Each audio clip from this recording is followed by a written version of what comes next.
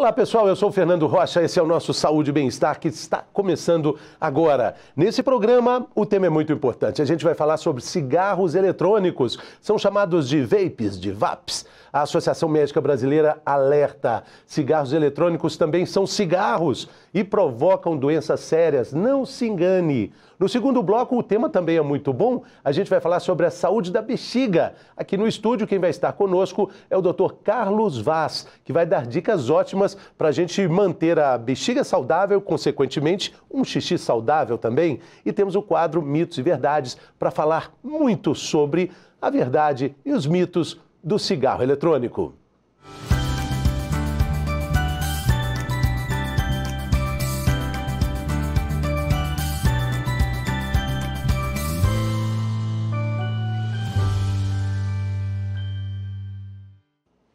Vamos lá, vamos começar o nosso programa, vamos conversar com o Dr. Bruno Horta, que é coordenador dos serviços de pneumologia da rede Mater Dei e mais uma série de outras atividades que os médicos competentes acabam se desdobrando nas 24 horas do dia. Seja bem-vindo, doutor, tudo bem?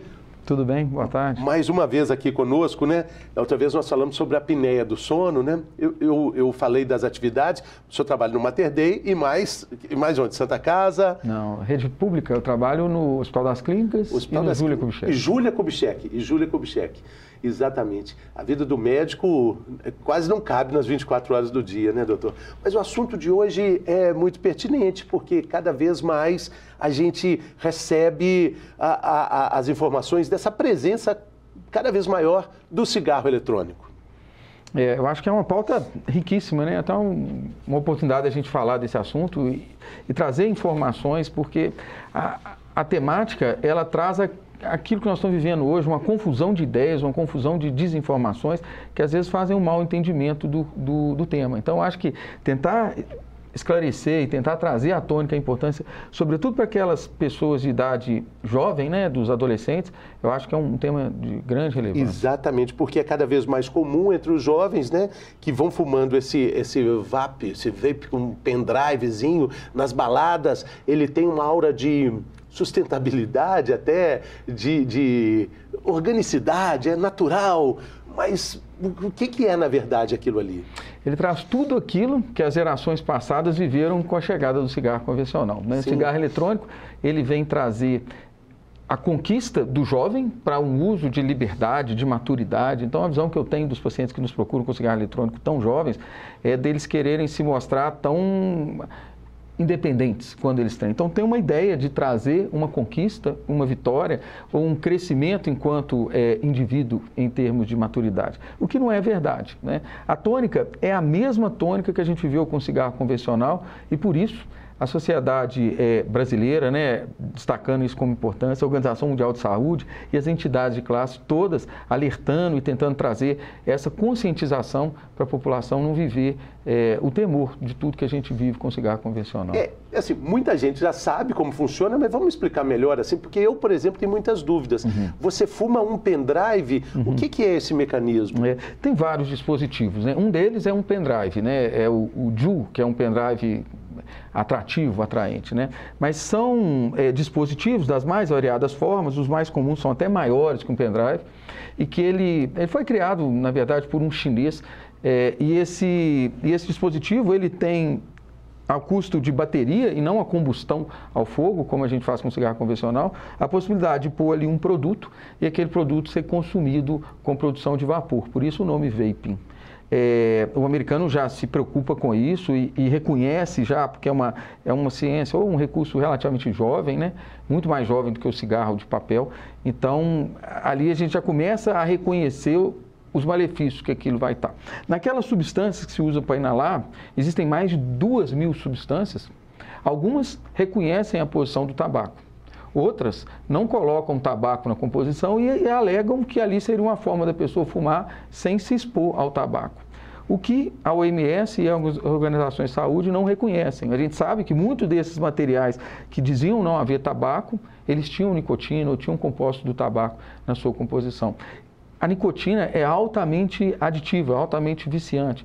Então, a grande preocupação é que à medida que vai havendo consumo e que se consuma nicotina, tabaco e outros produtos, como produtos próprios do dispositivo, como latão, cobre, outros produtos que podem ser cancerígenos. Então, não é só a nicotina que a gente está alertando, mas os múltiplos produtos que estão incluídos naquele composto que vai ser inalado e que produz um vapor muito grande e que, por via inalatória, é absorvido por organismo. Então, aí você fica se perguntando, né? Eu gosto muito daquela analogia do carro que a gente vai colocar o combustível. Você que está assistindo a gente aqui, me responda. Você vai parar num posto para colocar o combustível. Se você souber que tem água pura ali, você vai enfiar no tanque essa água? Não vai, né? Porque vai estragar o motor do carro.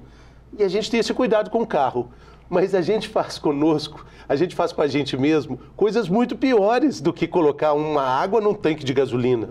E o pulmão, né, eu como pneumologista, o pulmão é um órgão que absorve tudo. Então, quando você evapora algumas coisas, né, aqueles produtos são inalados e absorvidos pelo organismo de uma forma direta, como é a infusão na veia de algumas medicações que a gente usa. Esse assunto é tão delicado, é tão profundo, que a Philip Morris americana comprou a maior indústria de produção de aparelho inalatório usado em pneumologia. Então, em pneumologia, a gente usa diversos medicamentos por via inalatória. Aquele da asma, aquele famoso remédio da asma? Vários deles. Então, vários deles têm companhias que desenvolvem ciência para melhorar a inalação. E o que aconteceu? A indústria do tabaco foi lá e comprou a maior delas, a mais desenvolvida delas no mundo. E isso é uma nota de grande preocupação para a gente no cenário de que esse consumo ou essas vias de uso de inalatórios vão crescer e suas repercussões vão ser, assim como, de novo, em paralelo ao cigarro convencional, reconhecidas. Mas aí, Fernando, só depois de 20 anos. Se a gente pegar hoje o tabaco, a repercussão dele, a gente tem curvas disso de análise, porque a história dele já é bem contada. Então, a gente sabe que depois de 20 anos nós vamos reconhecer os prejuízos que eles vão trazer. Então, o vaping, ele tem muito menos do que isso. Então, a gente sabe que é um alerta, é uma preocupação e que ele não é inocente, tal como foi dito inocente o cigarro convencional. Exatamente. Agora, outra analogia interessante. A sociedade americana, só quando percebe que os gastos de saúde pública estavam superiores ao que ela ganhava na publicidade e no consumo do tabaco ali, a partir de imposto, com a indústria de cinema também exaltando o cigarro. Quando ela descobre que o gasto de saúde pública era maior, aí o cigarro começa a ser condenado. Bom, mas nós estamos falando da mesma substância. Por que hoje a gente ainda vai começar todo um processo que aconteceu com o cigarro convencional para entender o que você está dizendo 20 anos depois, o estrago que aconteceu? E esse é o grande alerta. Depois que entrar, o retorno é difícil. Sair de uma droga adita feito é o cigarro, quem consome cigarro, quem abandonou, sabe o tanto que é difícil, o tanto que é trabalhoso. É mais difícil para uns que às vezes nem conseguem e às vezes é alcançável por outros, por questões individuais de cada um.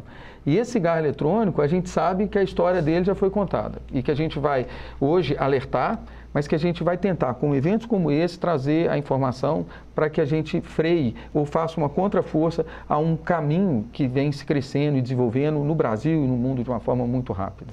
O aspecto de redutor de danos, né? Muitas pessoas acreditam que o cigarro eletrônico ajuda a deixar de fumar o cigarro comum. Essa é, para nós médicos, uma falácia de propaganda para a entrada do dispositivo. Então, tem estudos, e tem estudo agora, li estudo de abril de 2022, alertando, olha, se levantar os estudos, isso não é verdade, isso não deve ser usado. A Organização Mundial de Saúde alertava, não use vaping como medida de cessação de tabagismo. Só que a indústria do tabaco usa isso, e vários vão dizer, olha, eu parei de fumar, mas ele está usando vaping. Será que ele parou mesmo? Ele parou de usar o cigarro convencional, mas ele vai dizer que ele alcançou cessação do tabaco. Mas, na verdade, muitos estão iludidos, muitos não estão sabendo para onde estão indo. E outra questão é que o fumante hoje, graças ao avanço que hoje existe no Brasil, praticamente em todo o país, você não fuma em lugar fechado. Isso começou em São Paulo, foi se expandindo para todos os lugares. Hoje, se tiver alguém fumando debaixo de uma marquise, em um bar, um restaurante, mesmo que seja ao ar livre, a pessoa tem que sair. E aí vem na contraofensiva essa questão. Poxa, tranquilo, aqui pode, o cigarro, o aroma é até bom, né? O aroma agradável. Então são vários atrativos. Então você falou do dispositivo ser moderno, né? O dispositivo é colorido. O dispositivo saboroso. tem sabor, tem, ao contrário do cigarro antigo, que trazia um odor fétido, um odor desconfortável. Fica na roupa. Esse não. Esse traz um odor de uva, um odor de menta, um odor que pode ser atrativo. Então, mas na boca você fica com gosto ruim na boca. Fica, mas ele não gera esse mal-estar nos arredores, dentro de um bar, de um ambiente que você esteja... Para namorar deve ser ruim. Imagino que seja.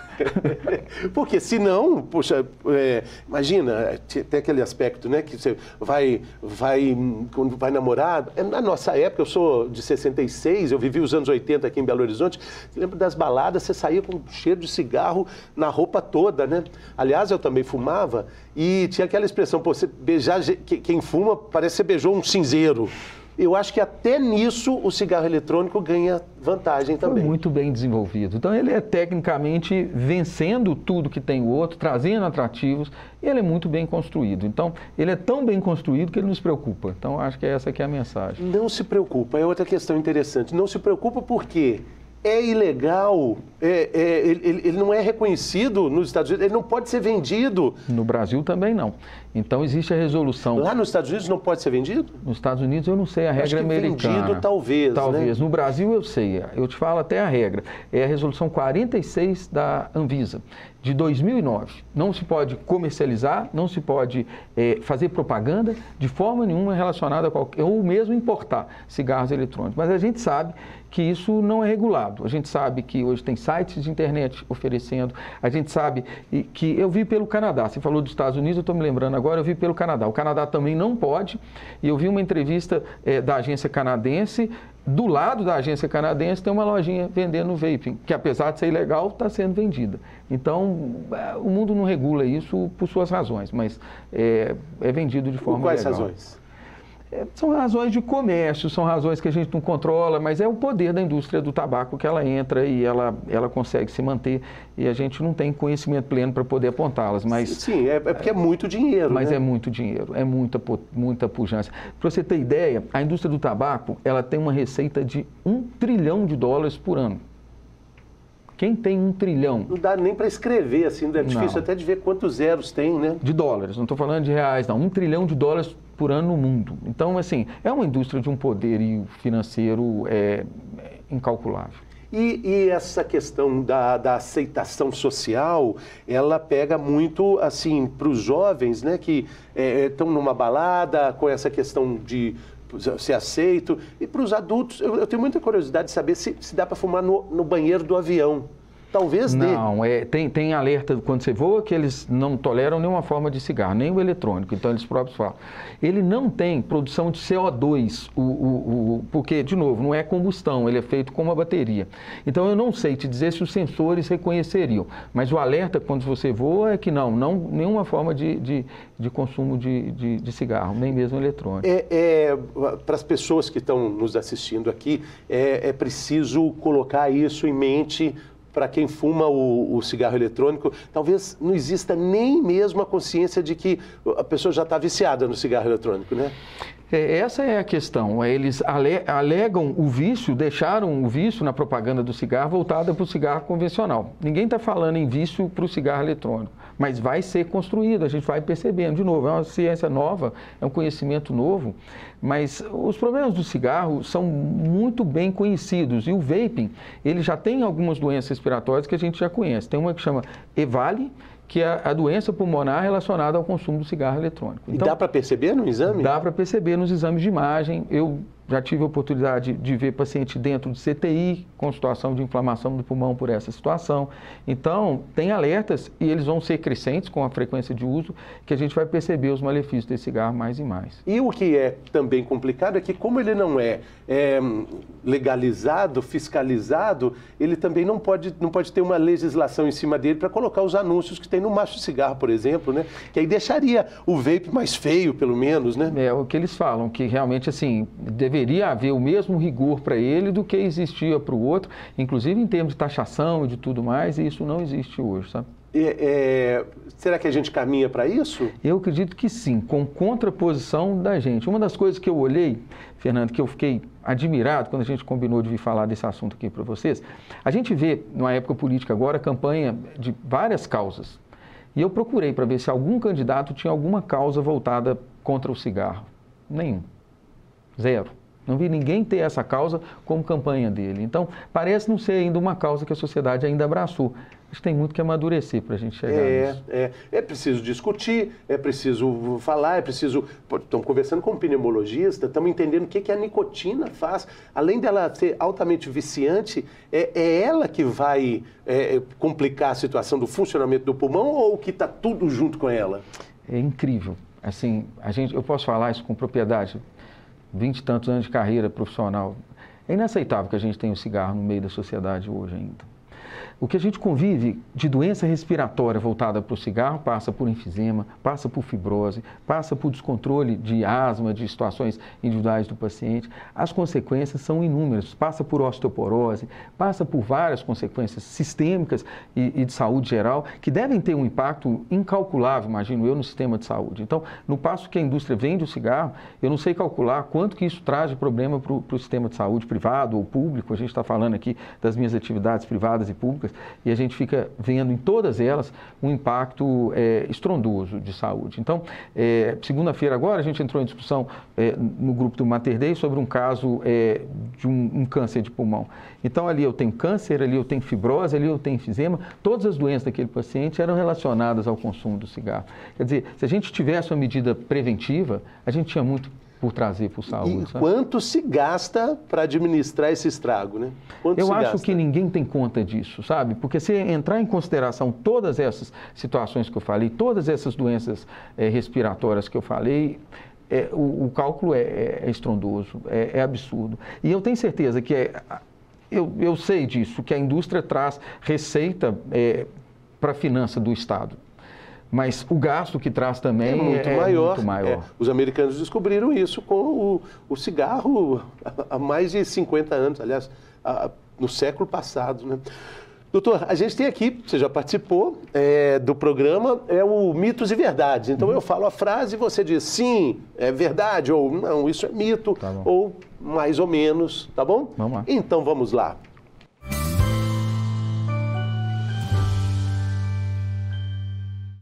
Vamos lá, então, estamos falando sobre mitos e verdades, estamos falando sobre cigarro eletrônico. Estamos conversando com o pneumologista, Dr. Bruno Horta.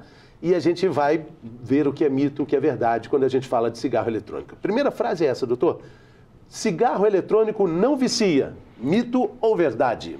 Mito. Mito com letra maiúscula. Grande parte dos produtos inalados no vaping contém nicotina e são derivados do tabaco e eles têm um potencial enorme de causar dependência. A nicotina é uma droga, como eu falei, altamente aditiva, então, grande mito. Uma vez, duas, né? O Dr. Drauzio Varella sempre gosta de dizer, fumou durante muitos anos, mas se ele hoje, Dr. Drauzio Varella, que é o maior soldado contra o tabagismo, ele falou, se eu der um trago agora, eu volto a ser fumante.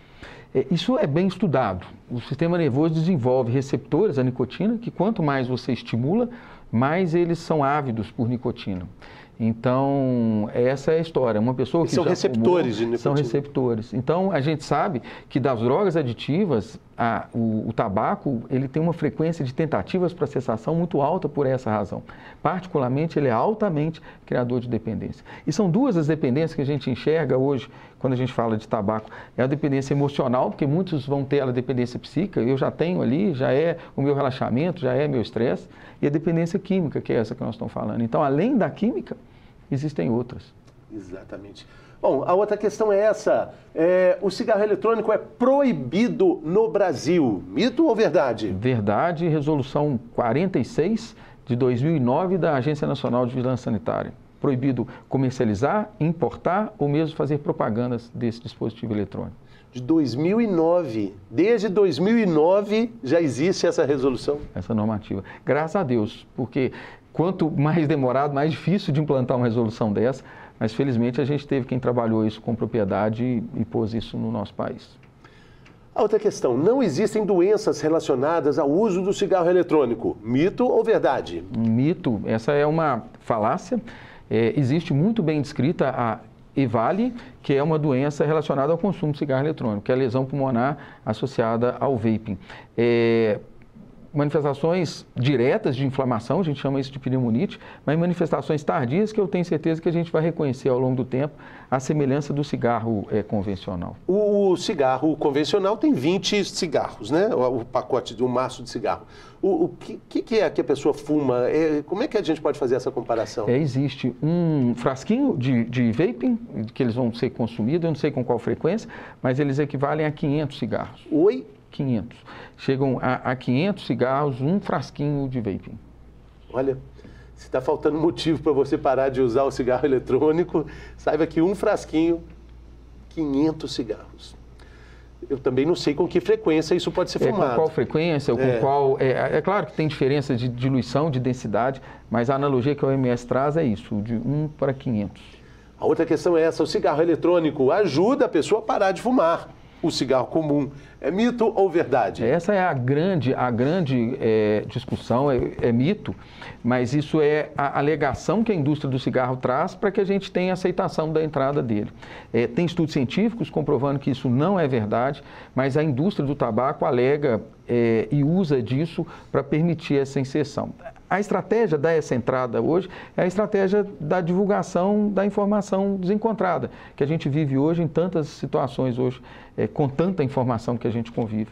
Então é procurar visitar sites da Anvisa, sites da OMS, programas como o seu, de pessoas idôneas que se propõem a falar, que não tem razão nenhuma para poder ocultar ou para trazer informação desencontrada para vocês. Que informação é remédio precioso, informação útil sobre saúde e qualidade de vida. A quinta pergunta é essa, a quinta afirmação é essa, e a gente vai ver se é mito ou verdade. Cigarro eletrônico é ainda mais perigoso para adolescentes. Mito ou verdade? É verdade. Com o cigarro eletrônico, o adolescente é convidado ao tabagismo. O adolescente já não se interessa pelo cigarro convencional, ele já perdeu avós, pais, já perdeu familiares, e ele sabe e reconhece aqueles malefícios. Quando a gente traz o cigarro eletrônico, parece novo, parece atrativo, parece moderno, e aí ele tenta resgatar tudo aquilo que foi incluído na sociedade lá nos idos dos anos 50, com o Marlboro, com o cowboy do Marlboro, para o adolescente Hollywood, o sucesso. Né? O esporte, a imagem do esporte, surf, do sucesso e tudo. Aliás, a gente estava comentando aqui como essas propagandas acabam sendo enganosas e a gente não percebe que as ligações são absurdas. Primeiro, associar cigarro com saúde. A indústria automobilística também faz isso, né? A gente estava comentando. Todo comercial de carro, o carro te dá liberdade. Estradas bonitas, paisagens lindas, mas você vai usar o carro na cidade ali, você vai ficar preso no congestionamento. E essa palavra liberdade, eu acho que ela é o grande chavão dessa conversa nossa. Então, a gente sabe dos malefícios do cigarro e fala assim, por que a pessoa fuma? E a indústria responde, porque ela tem liberdade de escolha, é a liberdade dela de escolha. Exatamente, só que existe uma condução para que essa liberdade aconteça. A última questão é essa, o cigarro eletrônico é mais fraco do que o tradicional e não polui o meio ambiente. Mito ou verdade? Mito, ele não é mais fraco, mas ele não polui o ambiente, porque ele não gera monóxido de carbono. A forma dele de combustão é diferente realmente, ele é uma tecnologia nova, é feita com base numa bateria e, portanto, não gera emissão de gás carbônico. Mas dependência sim, porque a grande maioria dos produtos tem nicotina e em concentrações às vezes até maiores do que do cigarro convencional. Bom, eu quero te agradecer muito, doutor Bruno, agradecer as informações aqui, valeu demais, volte sempre muito bem-vindo aqui conosco. Muito obrigado, valeu. Prazer. E eu queria te convidar para ver conosco aqui um quadro, agora vamos falar de saúde mesmo, vamos largar o cigarro eletrônico, de palha, tudo é ruim. E vamos ver a Bita, o que ela traz para a gente hoje? Fala, Bita! Então, Fernando, o que comer antes e o que comer depois da atividade física, eu vou para aquela resposta clássica minha, depende, né? Então, depende da sua alimentação do dia a dia, né? E depende de outros fatores também, qual é o seu objetivo, o seu biotipo, então tem muitas coisas que vão influenciar aí. Então, o clássico é comer um carboidrato antes e uma proteína depois. Mas se, por exemplo, você que é uma pessoa que quer emagrecer, você vai comer menos carboidrato antes, podendo ser, por exemplo, até uma água de coco e uma proteína depois. Agora, depende também da duração da atividade, da intensidade da atividade. Então, vamos voltar aqui, ó. Se é uma atividade com volume muito alto e uma intensidade alta, você tem que comer mais. Se for um volume mais baixo e uma intensidade baixa, você tem que comer menos. E aí entra também os tipos de carboidrato que você vai comer antes. Se você é uma pessoa, por exemplo, que não quer perder peso de jeito nenhum, aí você também tem que comer mais, inclusive comer um carboidrato depois do seu treino, porque hoje é mais do que comprovado que a associação da proteína e do carboidrato também são benéficas para ajudar na recuperação muscular. É muito importante você identificar também se aquele alimento lhe cai bem. Por exemplo, já me mandaram comer ovo antes de treino para ir absorvendo devagarinho ali a proteína, mas para mim não dá certo, a digestão para mim não funciona. Pasta de amendoim, então batata doce, tem várias outras coisas que você pode comer, mas vai observando como anda a sua digestão. Uma outra coisa importante de você analisar também é o que você vai comer intra-treino. Então, gente, é muito mais extenso do que se imagina.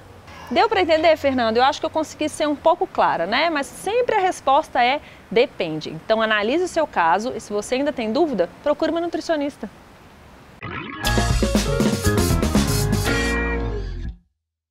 Claro, Bita, deu para entender direitinho. Muito obrigado. Valeu, pessoal. A gente volta daqui a pouco.